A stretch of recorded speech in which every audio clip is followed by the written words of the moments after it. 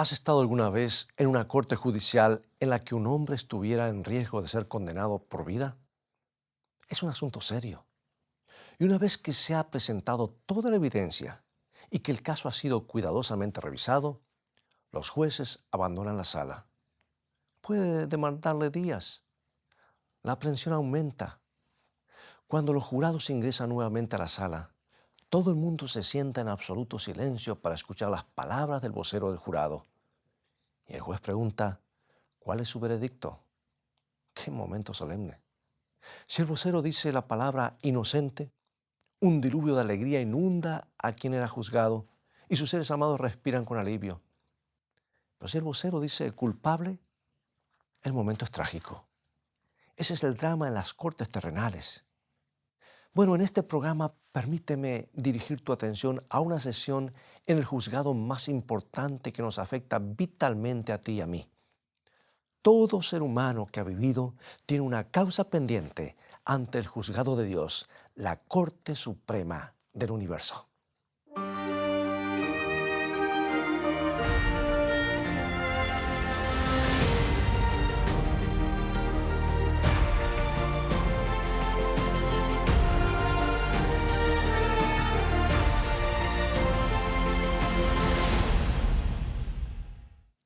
Toda persona tiene una cita. Nadie está exento.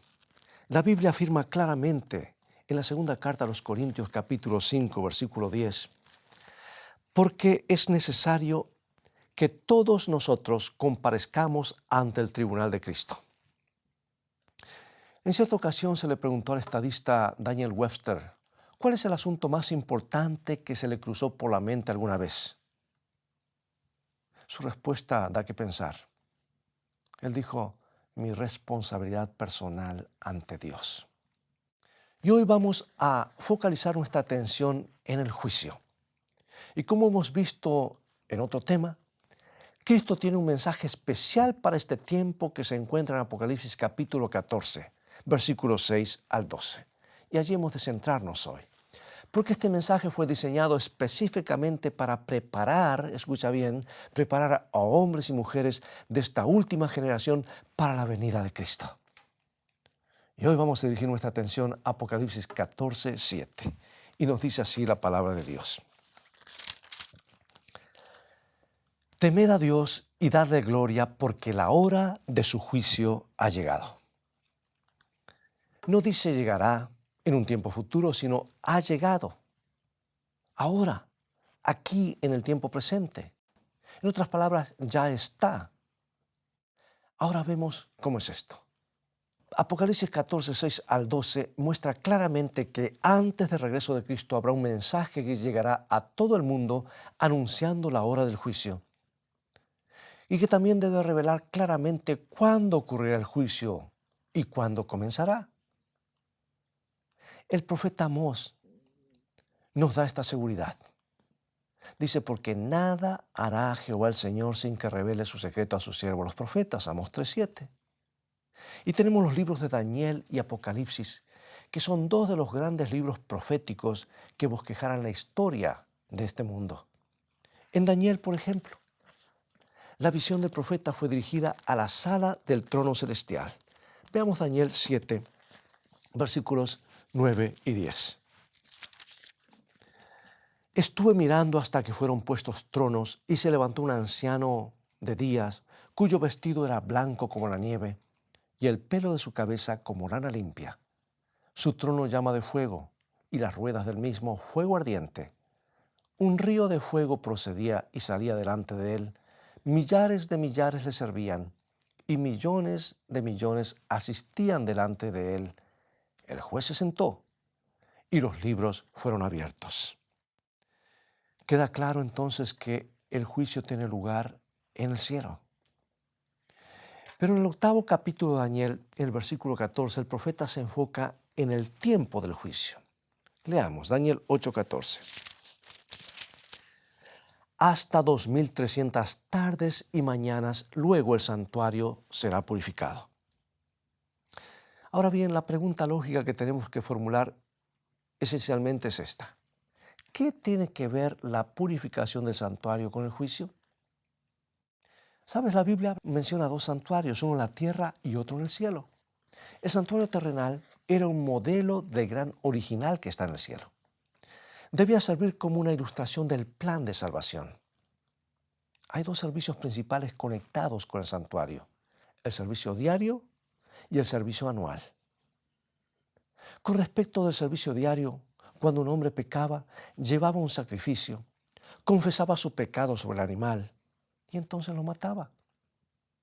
Un sacerdote tomaba la sangre en un recipiente, derramaba la mayoría en la base del altar de bronce y llevaba el resto al interior del santuario. Y de esta manera el pecado era transferido del pecador al sustituto y al santuario. El cordero que moría representaba a Cristo, por supuesto. Cuán agradecidos podemos estar porque la culpa de nuestros pecados pueda ser transferida de nosotros a aquel que no tuvo pecado. Podemos también regocijarnos en que por medio de él nuestros pecados pueden transferirse de nosotros al santuario que está en lo alto. Y eso es lo que el salmista tenía en mente cuando dijo: cuán lejos está el oriente del occidente, hizo alejar de nosotros nuestras rebeliones. Oh, amigo y amiga, podemos tener paz porque por medio de Jesús nuestros pecados están cubiertos por su sangre en el santuario celestial. En el servicio diario, en el santuario terrenal, los pecados eran registrados simbólicamente. La sangre fluía el año entero, llevando el pecado al interior del santuario. Pero en el 10º día del 7º mes del año religioso, el día de la expiación, el santuario era limpiado. 10 días antes, al sonar las trompetas de plata, se advertía al pueblo que estaba cerca. Tenían 10 días para analizar sus corazones, arrepentirse de sus errores y confesar sus pecados. El día de la expiación era un gran día de juicio. Todo el que no participaba de este servicio era cortado del campamento.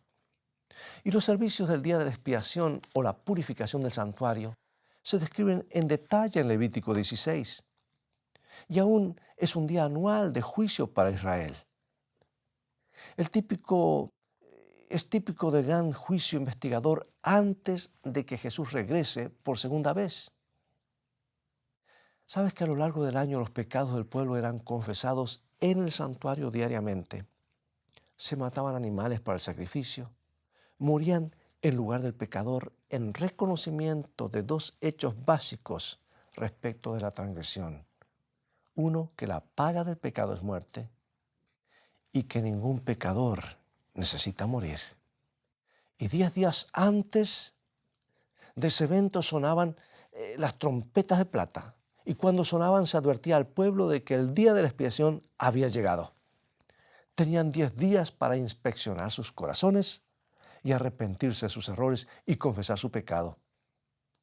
Y el día de la expiación era un gran día de juicio. Y tú te preguntarás: ¿y por qué todo esto? ¿Qué importancia tiene para nuestros días? Amigo y amiga, si no entendemos lo que ocurrió, entonces nunca vamos a entender qué es esto del juicio de Dios que nos afecta a ti y a mí en nuestros días.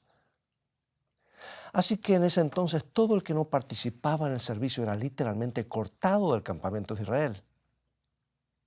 Por lo tanto, ¿qué significa para nosotros hoy la declaración: entonces el santuario será purificado? Pues significa lo mismo que significaba para Israel. Era una asamblea solemne ante Dios, era un día de juicio nacional, a la vez que individual. Y cuando el sol se ocultaba lentamente tras el horizonte, el destino de cada persona quedaba sellado solemnemente para el próximo año y era señalado por el sonido de las trompetas nuevamente. Las ceremonias terrenales descritas en Levítico 16 son figura del juicio de Dios en el santuario celestial justo antes que Jesús aparezca en su segunda venida para recompensar a los que serán salvos. La Biblia dice que la paga del pecado es muerte, pero también dice que ningún pecador necesita morir. Dios ha proporcionado un sustituto en Jesús, el Cordero de Dios que murió en la cruz del Calvario.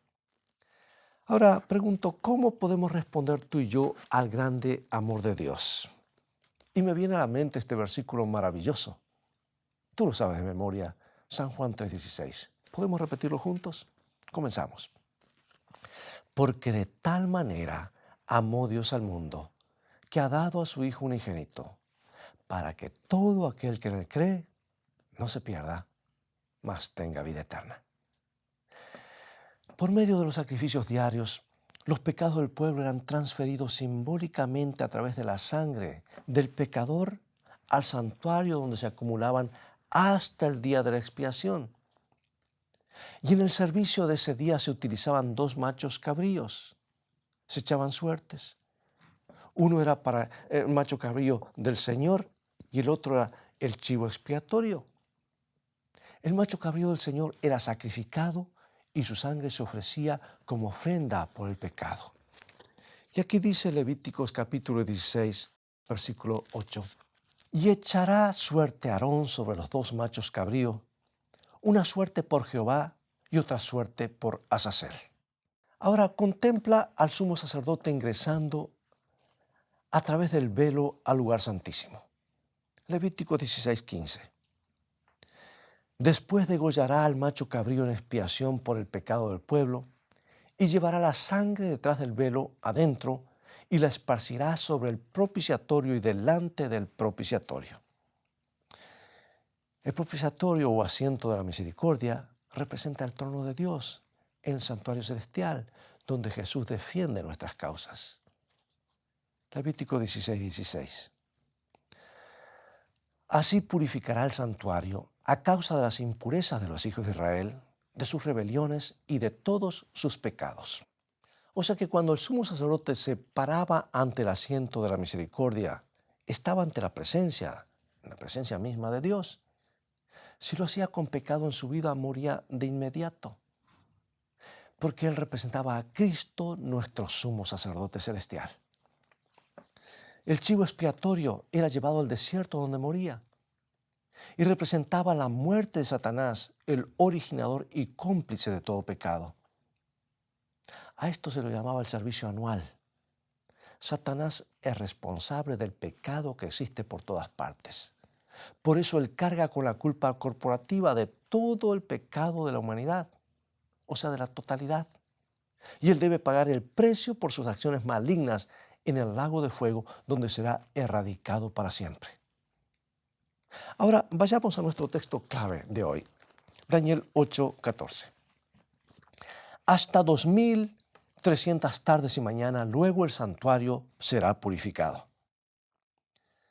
Dios le dio a Daniel ese mensaje en un sueño, pero Daniel no entendió el significado de la visión. Dice el versículo 16 y 17. Y oí una voz de hombre entre las riberas del Ulai, que gritó y dijo: Gabriel, enseña a este la visión. Vino luego cerca de donde yo estaba, y con su venida me asombré y me postré sobre mi rostro. Pero él me dijo: entiende, hijo de hombre, porque la visión es para el tiempo del fin. Bueno, escucha bien, aquí hay 3 puntos que arrojan luz sobre esta profecía de los 2300 días o años que se le entregó al profeta Daniel. Número 1. Gabriel es claro en su introducción, dice: la visión se extiende hasta el final del tiempo. Número 2. Dado que el servicio del santuario terrenal se interrumpió cuando Jesús murió en la cruz, ya no existe más. Y como la profecía de Daniel continúa hasta el tiempo del fin, entonces los 2300 días deben aplicarse al santuario celestial de Dios. Y 3. Aquí tenemos una clave vital para la comprensión de esta visión. Porque en la profecía bíblica el tiempo es simbólico. ¿Dónde encontramos la clave dorada para abrir el significado de la profecía bíblica? Ezequiel, capítulo 4, versículo 6. Día por año te he dado. Y en Números 14:24. Conforme al número de los días, de los 40 días en que reconocisteis la tierra, llevaréis vuestra iniquidad 40 años. 1 año por cada día. Así tenemos que un día profético equivale a 1 año literal. Sígueme. Por lo tanto, 2300 días proféticos equivalen a 2300 años literales. Y veamos la reacción de Daniel. Daniel 8:27. Y yo, Daniel, quedé quebrantado y estuve enfermo algunos días. Estaba espantado a causa de la visión y no la entendía. Y Daniel 8 cierra con esta escena. Gabriel comienza su explicación, pero Daniel se desmaya después de la introducción. Por eso Gabriel interrumpe su explicación y lo deja para más adelante. Y ahora encontramos que Daniel 9 abre con la oración fervorosa de Daniel pidiendo entendimiento y dirección. La primera parte es la oración de Daniel. Luego en los versículos 21 al 23 se revela el regreso de Gabriel para continuar explicando la visión de Daniel. Ahora recuerda que el tema eran los 2300 días, ese periodo largo profético. De paso, este diagrama gratuito podrás obtenerlo visitando nuestro sitio escritoestá.tv. Veámosla. Por eso Gabriel continúa con el tema diciendo que esa profecía de 2300 días se partirá en dos segmentos. Primero, 490 años para que los judíos cumplan con la obra que Dios les dio o ser rechazados como su pueblo. Y los restantes 1810 años eran el tiempo que restaría hasta un evento futuro llamado el juicio o la purificación del santuario. Y aquí tenemos algo muy emocionante e importante. La clave maestra para develar toda esta profecía se encuentra en Daniel 9:25. La fecha del comienzo del periodo de los 490 años destinado para los judíos. Pues aquí se da con detalles. Leamos. Sabe, pues, y entiende que desde la salida de la orden para restaurar y edificar a Jerusalén hasta el Mesías príncipe, habrá 7 semanas y 62 semanas, y se volverá a edificar la plaza y el muro en tiempos angustiosos. Los judíos estaban en cautividad en la lejana Babilonia cuando se le dio esta profecía a Daniel. La ciudad de Jerusalén yacía totalmente en ruinas. Pero el ángel le dijo a Daniel que la profecía comenzaría cuando se promulgara oficialmente el decreto final. Le permitiría a los judíos salir de la cautividad y regresar para reconstruir la ciudad de Jerusalén. Y el decreto fue promulgado por Artajerjes en el otoño del 457 a.C. Y la sorprendente profecía de Daniel predice la emocionante historia.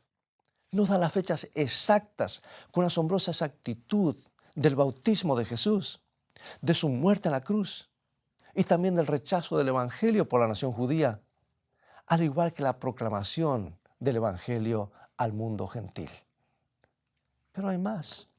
La profecía declara que desde el decreto para reconstruir la ciudad de Jerusalén hasta el Mesías habría 69 semanas proféticas. Ahora, esas 69 semanas proféticas equivalen a 483 años literales. Bueno, aquí tenemos un diagrama para ayudarnos a entender esta hermosa profecía. El término hebreo Mesías significa ungido. El nombre Cristo es griego y también significa ungido. Cristo fue ungido en el momento de su bautismo, como dice San Lucas capítulo 3, versículo 21. También Jesús fue bautizado y orando el cielo se abrió y descendió el Espíritu Santo sobre él en forma corporal, como paloma, y vino una voz del cielo que decía, tú eres mi Hijo amado, en ti tengo complacencia. Jesús fue ungido por el Espíritu Santo y comenzó su ministerio en el otoño del 27 después de Cristo. Y su ministerio duró exactamente 3 años y medio hasta su crucifixión en la primavera del 31 después de Cristo. Como dice Lucas 3:1 y 3. En el año 15 del imperio de Tiberio César, él fue por toda la región contigua al Jordán predicando el bautismo del arrepentimiento para el perdón de los pecados. El 15 año del reinado de Tiberio fue el 27 después de Cristo.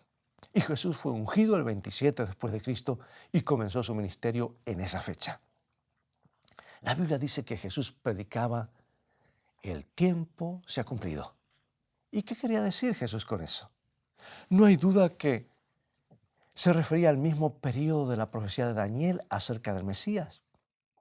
La profecía de las 69 semanas que habían sido dadas 500 años antes del Mesías, pues ahora señalaba la fecha exacta del bautismo de Cristo. Y esta predicción sorprendente ha convencido a muchos judíos dubitativos de que Jesucristo es el Mesías. Ahora, recuerda que esta maravillosa profecía decía que 70 semanas o 490 años habían sido otorgados a los judíos y que los primeros 483 de los 490 llegarían hasta el ungimiento de Jesús o su bautismo. Entonces la profecía dice, escucha bien, y después de las 62 semanas se quitará la vida al Mesías. Por lo tanto, en algún momento, después de su bautismo en el 27 después de Cristo, Jesús sería cortado o crucificado. Y el siguiente versículo se enfoca en la fecha exacta en la que Jesús sería crucificado en el Calvario. Daniel 9:27. Y por otra semana confirmará el pacto con muchos, y a la mitad de la semana hará cesar el sacrificio y la ofrenda. En el medio o en la mitad de la 70ª semana profética otorgada a la nación judía, los sacrificios serían interrumpidos. Ahora es sorprendente que en ese preciso tiempo, durante la fiesta de la Pascua, en la primavera del 31 después de Cristo, Jesús fue crucificado. Y la profecía bíblica es totalmente confiable.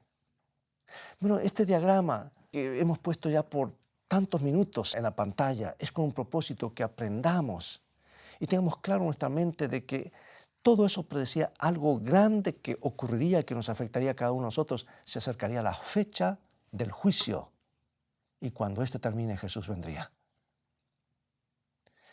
Aquí tenemos que en el día de la Pascua del 31 después de Cristo, Jesús fue crucificado. Y el sistema judío de sacrificios dejó de existir. Cristo, nuestro Cordero Pascual, fue sacrificado. Y el sistema sacrificial apuntaba al futuro, pero nosotros ahora no miramos al futuro, miramos hacia atrás, a la cruz, donde Jesús hizo sacrificio. Entonces, en el 34 después de Cristo, justo 3 años y medio después de la cruz, tal como lo había predicho la profecía, los judíos sellaron finalmente su rechazo con el apedreamiento de Esteban. Y entonces el Evangelio fue llevado a los gentiles.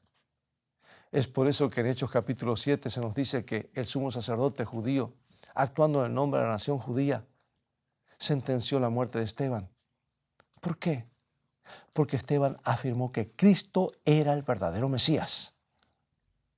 Por lo tanto, los 70 años otorgados a la nación de Israel llegaron a su fin.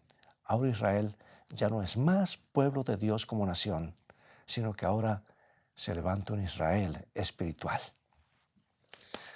Y con otra precisión absoluta, el profeta Daniel predijo con 490 años de anticipación el momento exacto del bautismo y la crucifixión de Cristo, además del rechazo del Evangelio por parte de los judíos.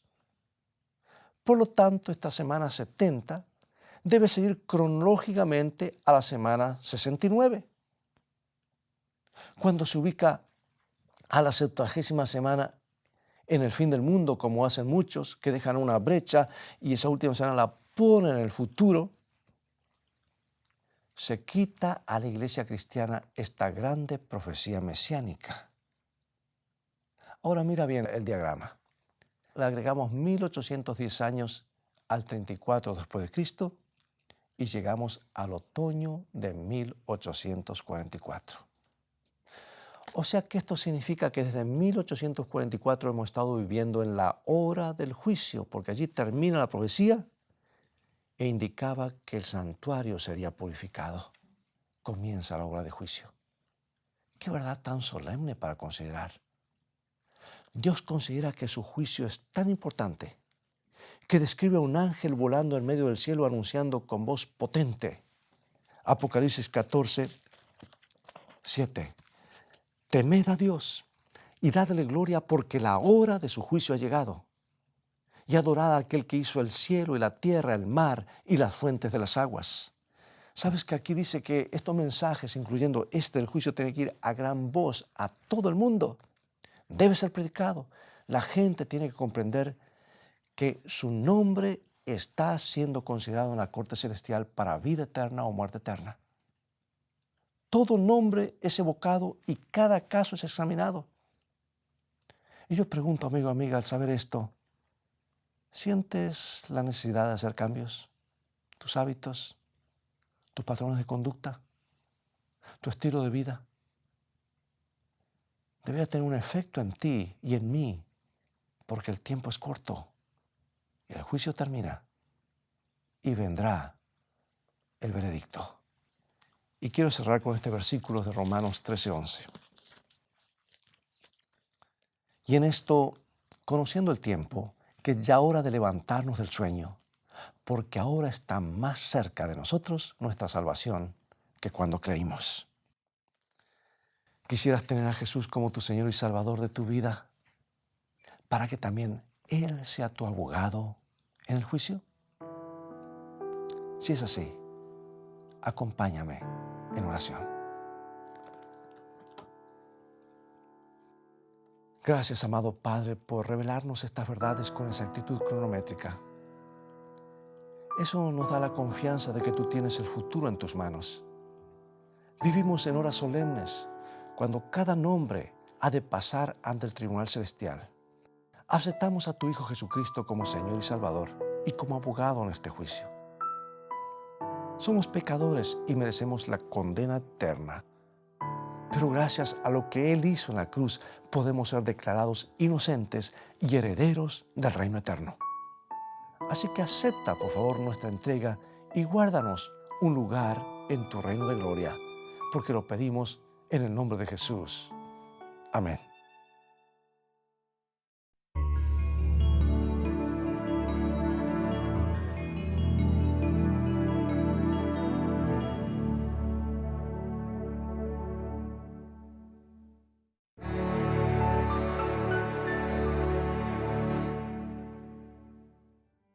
Bien, es todo el tiempo que tenemos por hoy. Ha llegado el momento de despedirnos. Te invito a continuar estudiando los mensajes de esperanza de la Biblia.